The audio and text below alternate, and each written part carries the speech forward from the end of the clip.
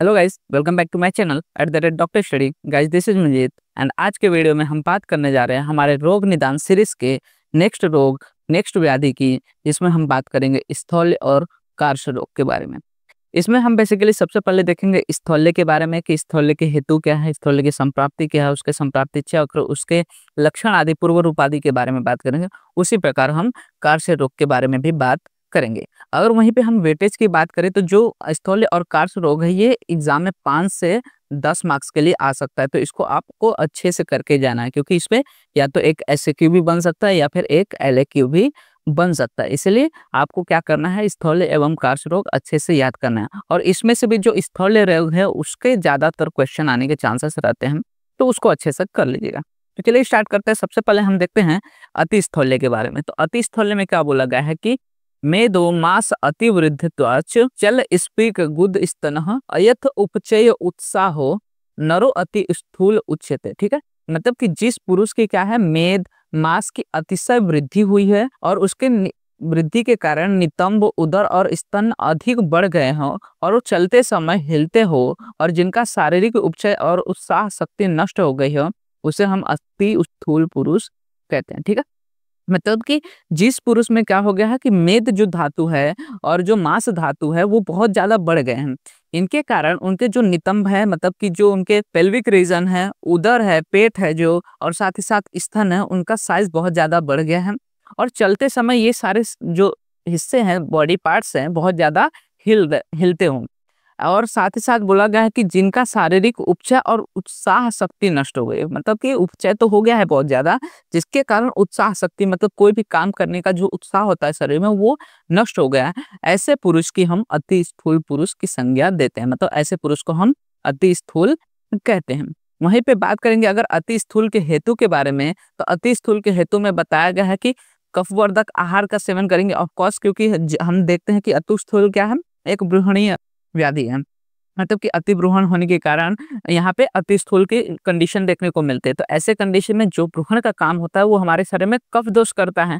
तो ऐसे कंडीशन में कफ वर्धक आहार का सेवन करने से, दूसरा अत्यधिक भोजन, मतलब कि अति भोजन करने से, व्यायाम नहीं करने से, मैथुन मतलब कि व्यवहार न करने के कारण, दिवा स्वप्न मतलब कि रात में तो सो रहे हैं लेकिन दिन में भी सोने की वजह से कफ अत्यधिक कुपित होकर स्थौल्य व्याधि को उत्पन्न करता है। साथ ही साथ सर्वदा प्रचिन्न चित्त, मतलब कि जिसको किसी भी प्रकार की चिंता ना हो, वो किसी भी प्रकार का विचार न करता, हमेशा प्रसन्न चित्त रहता हो, ऐसे व्यक्ति में। साथ ही साथ जो चिंतादी मनोविकार से दूर रहता हो, बहुत ज्यादा अध्ययन करने से, मतलब कि बार बार खाने के कारण, माता पिता के बीच स्वभाव के कारण, मतलब कि जेनेटिक भी हो सकता है, और साथ ही साथ मद्य का अति सेवन करने के कारण। तो ये 10 डिफरेंट डिफरेंट रीजंस बताए गए हैं, हेतुस बताए गए हैं, जिसके कारण हमें अति स्थौल्य व्याधि किसी भी पुरुष में देखने को मिल सकती है। और वहीं पे बात करेंगे हम अति स्थूल के संप्राप्ति के बारे में, तो बोला गया है कि उपरोक्त हेतुओं के सेवन से जो प्रकुपित कफ है, उससे मेदवा स्रोतस में अवरोध जन्य संप्राप्ति उत्पन्न होती है। अब क्या हो रहा है, जो अलग अलग हेतु हम लोग ने देखा, उससे क्या हो रहा है, कफ प्रकुपित हो रहा है। ये जो कफ है वो मेदवा स्रोतस में जाके अवरोध उत्पन्न कर रहा है। अब इस अवरोध के कारण अन्य धातुओं का पोषण नहीं हो पाता, सिर्फ मेद का संचय शरीर में होने लगता है और धीरे धीरे अति स्थौल्य उत्पन्न हो जाता है। अब क्या हो रहा है कि मेदवा स्रोतस में अवरोध हो गया, तो जो भी धातु प्रायर बन रहे थे वो कहाँ पे आके मेदवा स्रोतस में आके रुकते जा रहे हैं। मेद बस बन रहा है, उसके आगे के धातु का पोषण हो ही नहीं रहा है, अन्य धातु बन ही नहीं रहे, जिसके कारण शरीर में क्या होता है, धीरे धीरे मेद का संचय स्टार्ट हो जाता है, और इसके कारण अचानक से मेद बहुत ज्यादा बनने के कारण शरीर में अति स्थौल्य उत्पन्न होता है। अब बोला गया कि जो अति स्थूल व्यक्ति है उसमें मेद के अतिरिक्त इतर धातुओं के पोषण के अभाव के चलते दौर्बल्य उत्पन्न होता है। ठीक है, अब क्या हो रहा है कि सिर्फ मेद धातु बढ़ रहा है और दूसरे धातु उसके बाद जैसे कि अस्थि धातु हो गए, शुक्र धातु हो गए, ये सब बन ही नहीं रहे। तो इसके कारण क्या हो रहा है, उसका साइज तो बढ़ रहा है लेकिन उसके शरीर में दौर्बल्यता, मतलब कि कमजोरी उत्पन्न हो रही है। दौर्बल्य आने से रुग्ण सभी प्रकार के कर्म करने में असमर्थ हो जा रहा है। अब क्या हो रहा है, उसमें मोटापा बढ़ रहा है, स्थौल्यता बढ़ रही है, लेकिन दौर्बल्यता होने के कारण कोई भी कार्य वो अच्छे से कर नहीं पाता, सभी कार्य को करने में वो कैसा हो जाता है, असमर्थ हो जाता है। तो इस तरह से हम संप्राप्ति देखते हैं। संप्राप्ति में क्या याद रखना है कि डिफरेंट डिफरेंट हेतु है जिनके कारण कफ धातु बढ़ रहा है। ये कफ धातु मेदवा स्रोतस में अवरोध उत्पन्न कर रहा है, जिसके कारण जो भी धातु है वो मेद तक आके रुक जा रहा है, उसके आगे उनका पोषण हो ही नहीं रहा है। अब इसके कारण मेद अत्यधिक संचित हो जाता है और वो अति स्थौल्य की अवस्था को उत्पन्न कर देता है। वहीं पे हम बात करेंगे इसके संप्राप्ति चक्र की, तो बेसिकली क्या देखा हम लोग ने कि बहुत बहुत हेतुओं का सेवन हो रहा है यहाँ पे, जिसके कारण जो प्रकोपित कफ है वो मेदवा स्रोतस में अवरोध उत्पन्न कर रहा है। अब मेदवा स्रोतस में अवरोध उत्पन्न करने के कारण अन्य धातुओं का पोषण नहीं हो पा रहा है। अब अन्य धातु का पोषण नहीं हो रहा है, सिर्फ मेद का ही शरीर में संचय हो रहा है, जिसके कारण क्या हो रहा है, शुद्ध श्वास हो रहा है, तृष्णा, मोह, निद्रा, अधिक अंगसाद, मतलब कि बहुत ज्यादा नींद लगती है, शरीर में थकावट रहती है, बहुत ज्यादा भूख लगती है, क्योंकि जो धातुओं का पोषण नहीं हो रहा है उनके कारण क्या हो कि भूख या फिर क्षुधा की अवस्था आने लगेगी। शरीर में मेद बढ़ने के कारण श्वेत बहुत ज्यादा हो जाता है, क्योंकि मेद का जो मल है वो श्वेत माना गया है। साथ ही साथ शरीर में दुर्गंध, अल्प प्राण मतलब कि दुर्बलता आने लगती है, अल्प मैथुनता, क्योंकि शरीर में दुर्बलता होने के कारण वो मैथुन शक्ति भी उसका कम होने लगता है, और गदगदत्व मतलब शरीर में भारीपन लगना, ये सारे लक्षण उत्पन्न होते हुए देखने को मिलते हैं, और इसी को हम बोलते हैं अति स्थौल्य की अवस्था। तो इस सारे डिफरेंट डिफरेंट रीजन के कारण हमारे शरीर में अति स्थौल्य की अवस्था देखने को मिलती है। वहीं पे आगे हम बात करेंगे अगर संप्राप्ति घटक की, तो संप्राप्ति घटक में बेसिकली कौन से दोष, कौन सी दोष से किस प्रकार की अग्नि है, इन सारों की बात करेंगे। तो दोष में बोला गया कि इसमें तीनों दोषों का कार्य रहता है, लेकिन इसमें भी कफ वात जो है वो प्रधान होता है। उसके बाद दुष्य की बात करें तो इसमें मेद, रस तथा श्लेष्मा जो है ये सभी धातु कहते हैं, मल रूपी धातु यहाँ पे संप्राप्ति करने में कार्य होते हैं। वहीं पे अग्नि बात करें तो जाठरा अग्नि की वृद्धि या फिर धातु अग्नि मांद की वजह से जो मेदा अग्नि है वो मंद रहती है, लेकिन जो जाठरा अग्नि होती है वो बढ़ी हुई रहती है। तो जाठरा अग्नि बढ़ी होने के कारण जो धातु है या फिर जो भी खाना हम खा रहे हैं वो पच तो अच्छे से रहा है, लेकिन धातु अग्नि दैट इज द मेदा अग्नि मंद होने के कारण मेद के आगे के जो धातु है उनका पोषण नहीं हो रहा है, और मेद का संचय होने के कारण यहाँ पे हमें स्थौल्य देखने को मिलता है। आम की बात करें तो मेद धातु अग्नि जनत आम हो रहा है, जिसके कारण मेद संचित हो रहा है। वहीं पे स्रोतस में बेसिकली मेदोवह, मासवह और रक्तवह स्रोतस की यहाँ पे हमें अवरोध देखने को मिलता है, उनका कार्य देखने को मिलता है। रोतोदुष्टि की बात करें तो वात और कफ प्रधान है, तो जो कफ है वो संग करेगा और वात जो होगा उसका विमार्ग गमन होता है। अधिष्ठान की वहीं पे बात करें तो ये कहाँ पे सबसे ज्यादा मेद की स्थिति देखने को मिलते हैं, या तो स्फीक प्रदेश में, दैट इज द हमारे पेल्विक रीजन में, उदर में और स्तन में, इन सभी जगहों पे हमें बेसिकली इनका अधिष्ठान, मेद का अधिष्ठान देखने को मिलता है। वहीं पे भेद की बात करें तो भेद में बेसिकली जो मेदो रोग है उसमें स्थौल्य जो होता है प्रवर, मध्यम और अवर हो सकता है, कि कितना ज्यादा स्थौल्य वहां पे हुआ है। अगर बहुत ज्यादा स्थौल्य है मतलब बहुत ज्यादा मोटापा हो गया है तो उसको हम लोग स्थौल्य की प्रवर अवस्था कहेंगे। वहीं पे मीडियम में है तो मध्यम अवस्था, और थोड़ा सा बस स्थौल्य हुआ है तो उसको हीन अवस्था या फिर अवर अवस्था कहेंगे।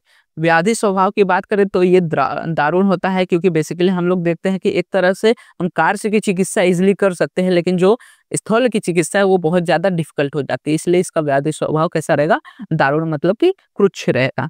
और साध्यता, असाध्यता में भी ये क्रुच्छ साध्य या फिर असाध्य व्याधि इसको माना जा सकता है।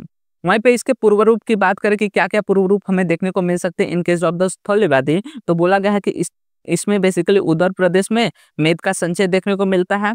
वहीं पर आलस्य रहता है पूरे शरीर में, स्वेद अति प्रवृत्ति हो रही है क्योंकि मेद बढ़ रहा है तो उसका जो मल है वो भी बढ़ेगा, और अल्प श्रम से श्वास कष्ट, मतलब थोड़ा भी काम करो तो वहां पे तुरंत क्या हो जाता है, श्वास कष्ट, बहुत तेजी से श्वास चलने लगता है। इसके बाद हम लक्षण की बात करें कि अति स्थौल्य में क्या क्या लक्षण हमें देखने को मिल सकते हैं, तो यहाँ पे बोला गया क्षुद्र श्वास देखने को मिलता है, तृष्णा देखने को मिलती है, बहुत ज्यादा प्यास लगती है, मोह होता है मतलब चक्कर जैसा आता है, तमह प्रवेश होने लगता है कफ के आधिक्य के कारण, निद्रा आधिक्य होती है, अंग साध होता है मतलब कि पूरा थकावट रहता है, बहुत ज्यादा भूख लगती है, स्वेदा आधिक्य देखने को मिलता है, दुर्गंध, ये सभी लक्षण यहाँ पे उत्पन्न होते हुए देखने को मिल सकते हैं।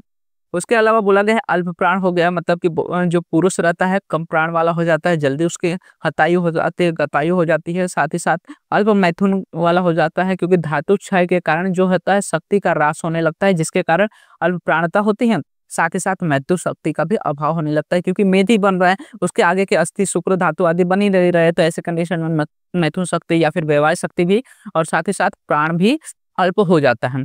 और साथ ही साथ बोला गया कि गदत्व, मतलब कि स्थूल व्यक्ति शब्द उच्चारण ठीक से नहीं कर पाता, उसका जो शरीर है या फिर जीवा है ये सब भारीपन होने के कारण यहाँ पे वो सही से कोई भी वाक्य को बोल नहीं पाता। तो ये सारी चीजें हमें देखने को मिलते हैं इन केस ऑफ द अति स्थौल्य। वहीं पे अति स्थौल्य के ये जो 8 दोष हैं, जिसको हम लोग अति स्थौल्य के अष्ट दोष कहते हैं, ये पूछा जा सकता है 5 मार्क्स के लिए, ये सिर्फ अकेले भी पूछा जा सकता है, तो इसको अच्छे से करना है कि अति स्थौल्य में कौन कौन से 8 दोष हमें देखने को मिलते हैं। तो इसमें सबसे पहले बोला गया है कि आयुष्रास, मतलब कि जो शीघ्रता से आयु का नाश हो जाता है, मृत्यु जल्दी आती है। उसके बाद जवोपरोध, जवोपरोध मतलब कि शक्ति का ह्रास हो जाता है और कार्य को शीघ्रता पूर्वक या फिर प्रबलता से पूर्व नहीं कर पाता, मतलब कोई भी काम करने की शक्ति नहीं रह जाती। क्रुच्छ व्यवहार्यता, जैसा कि हम लोग ने देखा कि शुक्र धातु का वर्धन नहीं होता क्योंकि मेतक ही धातु पोषित हो पाता है। जैसे कंडीशन में शुक्र कम होने के कारण मैथुन शक्ति का अभाव देखने को मिल सकता है। दौर्बल, स्थूलता से दौर्बल्य बना रहता है। उसके बाद दौर्गंध्य देखने को मिलता है, मतलब कि अति मेदस्वी जो होने के कारण शरीर में बार बार स्वेद की प्रवृत्ति होती है, जिसके कारण दौर्गंध्य आता है। स्वेद बाध बोला गया है, मतलब कि स्वेद में बाधा उत्पन्न होती है। अत्यधिक स्वेद प्रवृत्ति होने से कष्टता का अनुभव करता है जो व्यक्ति रहता है। क्षुधा आदि को होता है, मतलब कि बहुत ज्यादा प्रमाण में भोजन ग्रहण करने की इच्छा बार बार होने लगती है। और तृष्णा आदि को, मतलब कि अत्यधिक प्रमाण में वहां पे पानी पीने की इच्छा बार बार उत्पन्न होने लगती है। तो ये 8 दोष हमें अच्छे से याद रखना है। आयुष्रास, जवोपरोध, क्रुच्छ व्यवहार्यता, दौर्बल्य, दुर्गंध, स्वेदाबाद, तृष्णाधिक और क्षुधाधिक। ठीक है, इसके बाद हम आगे देखते हैं उसके उपद्रव के बारे में कि स्थूल रोग में क्या क्या उपद्रव हमें देखने को मिल सकते हैं। तो बोला गया है कि मेद व मांस की कटी, उदर एवं स्तन पर अधिक वृद्धि होती है, जिससे वो चलायमान दिखलाई पड़ते हैं। मतलब जब भी कोई चलता है तो उसके जो कटी प्रदेश, स्तन प्रदेश, उदर प्रदेश है वो हिलते हुए देखने को मिलते हैं। यहाँ पे स्थूल के कारण प्रमेह की भी उत्पत्ति हो सकती है, साथ ही साथ प्रमेह पीड़िकाओं की भी उत्पत्ति देखने को मिल सकती है। ज्वर उत्पत्ति होती है, गंदर देखने को मिल सकता है, मांस धातु अत्यधिक बढ़ने के कारण, मेद बढ़ने के कारण, साथ ही साथ विद्रधि की उत्पत्ति देखने को मिल सकती है और अन्य दारुण वात विकारों की भी उत्पत्ति यहाँ पे हो सकती है। तो ये सारे डिफरेंट डिफरेंट उपद्रव यहाँ पे देखने को मिल सकते हैं। और साध्य असाध्यता तो हम लोग ने देख ही लिया कि वो कैसा होता है, क्रुच्छ साध्य होता है या फिर स्थूल्य जो व्याधि है वो असाध्य भी हो सकता है। इसलिए हमें क्या करना चाहिए, स्थूल्य से बचकर रहना चाहिए। आगे देखते हैं हमारा जो सेकंड चीज है इसमें कार्श रोग के बारे में। तो कार्श में बोला गया है कि शुष्क स्पीक उदर ग्रीव धमनी जाल संतति त्वग अस्थि शोषो अतिकृश स्थूल परवाननो मतः, मतलब कि जिस पुरुष के नितंब, उदर, ग्रीवा अत्यंत शुष्क हो गए हैं, शरीर पर धमनियों का जाल दिखाई पड़ता है और जिसके त्वक एवं अस्थि शेषो एवं संधिया स्थूल दिखाई पड़ती है, ऐसे पुरुष को अतिकृश पुरुष कहते हैं तथा उत्पन्नवादी को कार्श्य कहते हैं। ठीक है, मतलब क्या बोला गया है कि ऐसा व्यक्ति जिसके जो नितंब है, उदर है और ग्रीवा, ये तीनों एकदम शुष्क हो गए, बहुत ज्यादा पतले हो गए हों, जिसके शरीर पे जो धमनियां है, ब्लड वेसल्स है, वेन्स है, उनके क्या देखने को मिले, जाल दिखाई देने को पड़े, वो अच्छे से प्रत्यक्ष दिखने लगे। जिसका जो त्वक है, अस्थि हो, यही बस दिखाई दे, मतलब कि मांस धातु का पता ना चले उसके शरीर में। साथ ही साथ बोला गया है कि संधियां जो होती है वो स्थूल दिखाई पड़ती हैं। ठीक है, संधियां जो रहेंगे वो स्थूल दिखाई पड़ेंगी और ऐसे पुरुष को हम लोग क्या कहेंगे, अतिकृश पुरुष कहेंगे। और इस व्याधि को हम लोग कृश व्याधि या कार्श्य व्याधि कहते हैं। अब अतिकृष्टता के हेतु देखते हैं कि किन किन कारणों से व्यक्ति में यह कार्य उत्पन्न होता है। तो इसमें बोला गया है कि वातवर्धक रुक्ष अन्नपान करने के कारण, लंघन करना या फिर अति अल्प आहार करना, क्रिया अति योग शोधनादि क्रिया को अधिकता से करना, मतलब कि जो शोधन आदि कर्म है उसको बार बार करते रहने के कारण शरीर में कार्य उत्पन्न हो सकता है।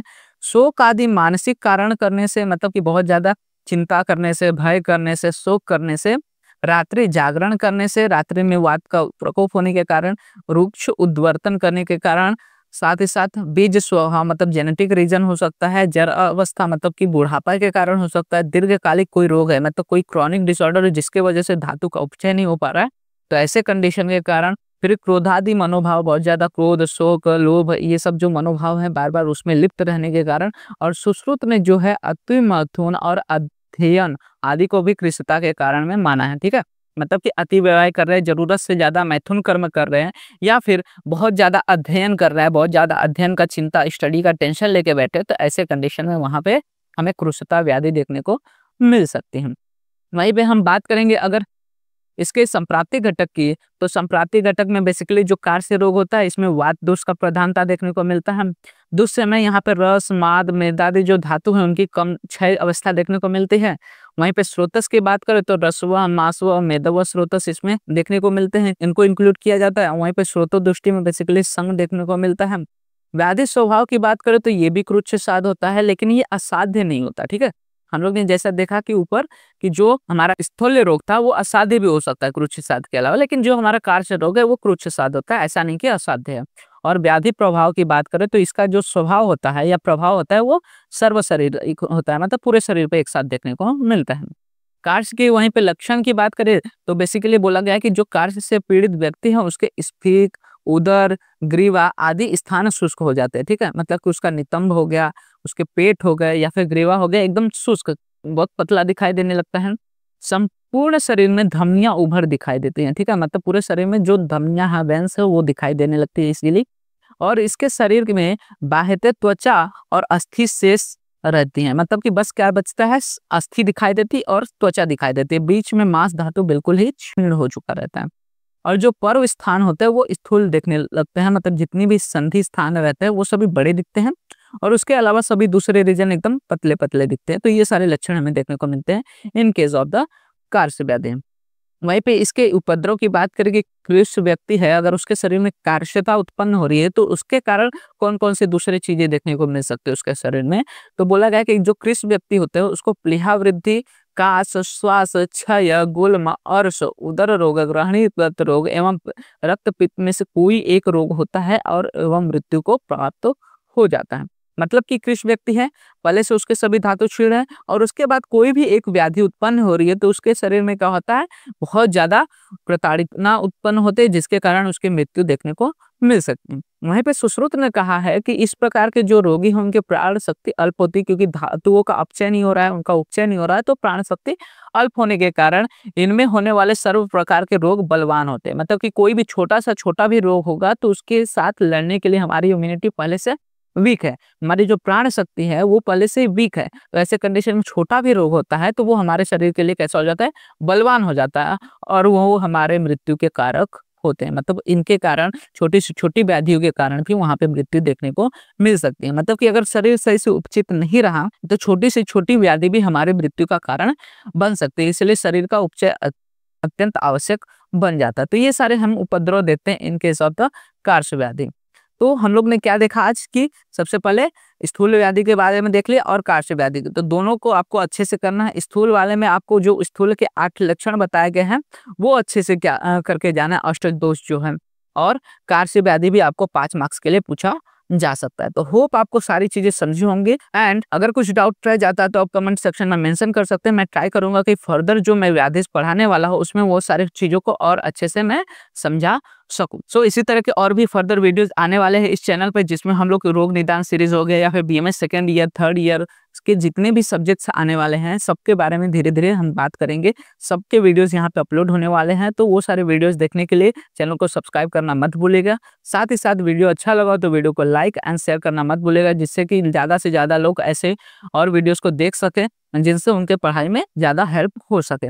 क्योंकि यहाँ पे मैंने देखा कि जो आयुर्वेदिक वीडियोस है वो ज़्यादा अवेलेबल नहीं रहते चैनल पर किसी भी, तो इसलिए मैं ट्राई कर रहा हूँ कि ज़्यादा से ज़्यादा क्या हो सके आयुर्वेदिक रिलेटेड जो वीडियोस हैं वहाँ पे हमें प्रोवाइड कर सकूँ। साथ ही साथ आप हमारे इंस्टाग्राम एंड टेलीग्राम हैंडल्स को भी फॉलो कर सकते हैं, जहाँ पे आपको वीडियो से रिलेटेड एंड नोट से रिलेटेड अपडेट्स प्रोवाइड हो जाते हैं। साथ ही साथ बीएमएस के जो भी अपडेट्स रहते हैं बाय द MEHS या फिर NCISM वो भी आपको प्रोवाइड हो जाते हैं वहाँ पे, जिसका लिंक आपको वीडियो के डिस्क्रिप्शन में अवेल हो जाएगा।